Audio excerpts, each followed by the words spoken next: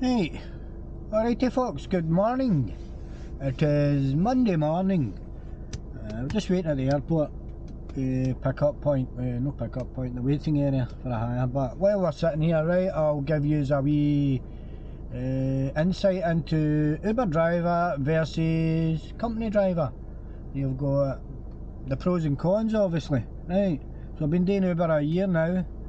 I was private hire company driver for a lot longer, but I'm able to compare the both of them, right? So here goes, right? Point one, cash handling, right? With company driver, your money's sometimes in three different places. It's maybe on account, it's in cash in your pocket, and it'll be on some sort of maybe other contract work. So sometimes your cash is in three different places. With Uber, you can cash out to 4 times a day. Your money's in one place. It sits in Uber. If you want it out, you click a button, it goes into your bank account. You can do that up to 4 times a day, right? So the cash side, you don't need to run into the bank with Uber, whereas with the company, you're running out the bank maybe 2-3 times a week. You need a float. Uber you don't, right? Uber is totally cashless, so I think that's a pro. Some people will say it's a con because they like to have cash in their pocket, but I started off like I liked a bit of cash, especially for burger vans, hairdresser, no, like barber doesn't he doesn't take cash sometimes, sorry, card, but you get used to it. So that's the first point. Right, so we have point number 2, right, which is hires, right. When you're given a hire with Uber, you can reject it. You don't get penalised for it, right? With a company driver, you're going to be penalised if you reject any hires. So Uber, you'll get penalised if you reject a lot of hires, right? Obviously you can't reject every hire, but you can reject them up to a certain point. It affects your ratings, but it doesn't really affect your earnings, right? Ratings is another thing, we could get into that another time, but you get a choice of your hires with Uber. With company driver, you have to do your hire, you put it on a queuing system, you get a designated hire and you have to do it. If you don't do it, you'll get penalised. The rules in different companies will be different, I don't know.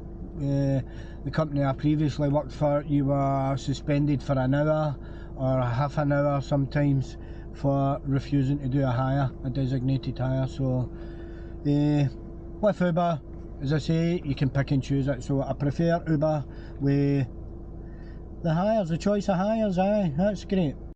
Point 3, you've got account work and your school contracts. You've got them with your company cars, right, your company drivers. With Uber, you do not do account work and you do not do school runs. Some people love school runs and account work. It's like it's guaranteed money, innit? It's guaranteed money at the end of the week, so that's a pro for people that enjoy that. But I don't like doing school runs because it ties you down to certain times, especially in the morning and the afternoon. You've got to stop and make sure you're there at the right time. So I like to be a free bird and float about.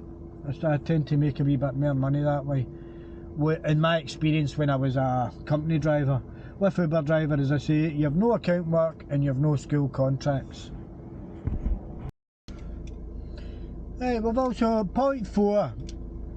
Uber have an office, but it's like a part-time office. It's open maybe 2 or 3 days a week for a couple of hours each day, right? So whereas a company driver has got their own office, which is usually manned 24/7, 365 days a year. So usually if you've got a problem, you can get it sorted out quite quickly. Sometimes there's helpful staff in the office, sometimes there's no. Just depends what office you work for. Anyway, with Uber, you've no got that, so sometimes with your paperwork and any problems, you can get them solved obviously, but It takes a wee bit longer with no having a permanent office. So there you go about offices and staff. Hey guys, point five,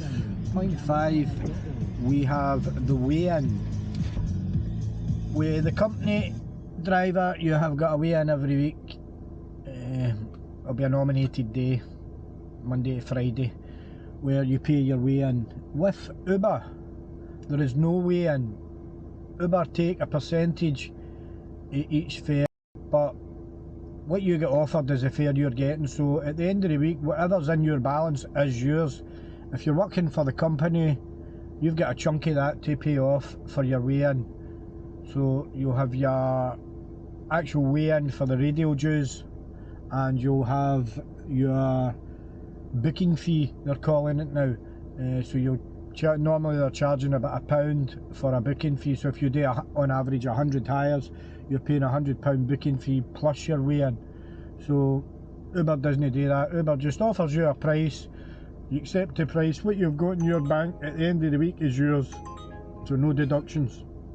Deductions come off automatically before you do the hire. So I like it that way, it's good. Right guys, so if you like this wee video, give us a wee thumbs up and a wee subscribe.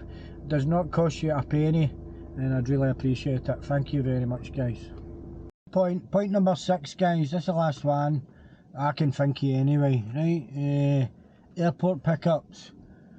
When you're an Uber driver, if you drop at the airport, unless you're a platinum driver, you cannot pick up at the airport. You've got to go to the waiting area, which is 4.5 miles away, and wait, and then get a designated hire for the airport. If you're a private hire driver for a company, you can, if you're dropping at the airport and there's a hire available, the controller will certainly put it through to you, I would imagine.